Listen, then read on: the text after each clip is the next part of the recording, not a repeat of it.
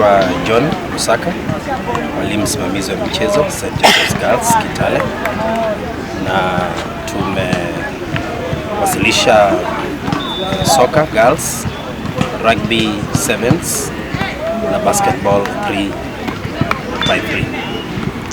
Timu zetu zilianza vizuri kutoka from zonals to sub county, na maandalizi ambayo yamefanywa yamekuwa maandalizi bora.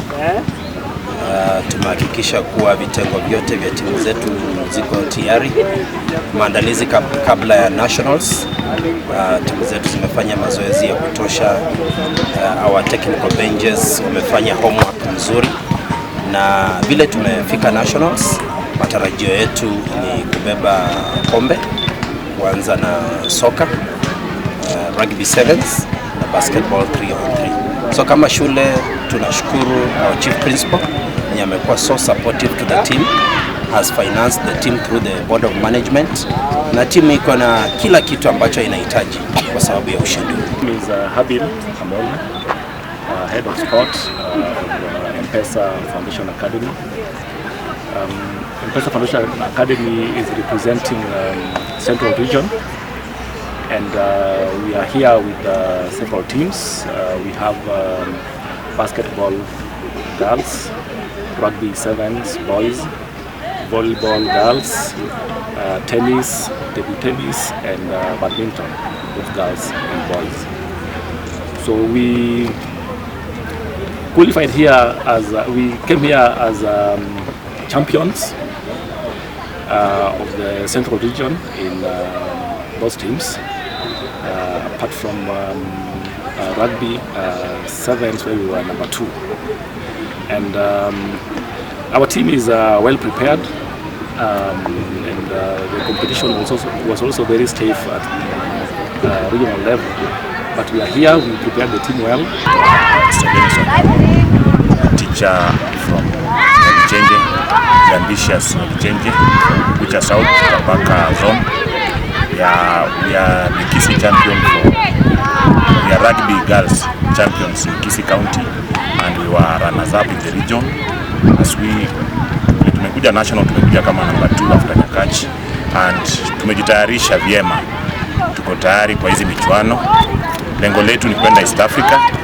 Nadhani Mungu atatusaidia, na mazoezi ambayo yote tumefanya, tuko ready kukutana na yeyote ambaye atakuja. Sisi tunaamini hakuna mkate ngumu mbele ya chai.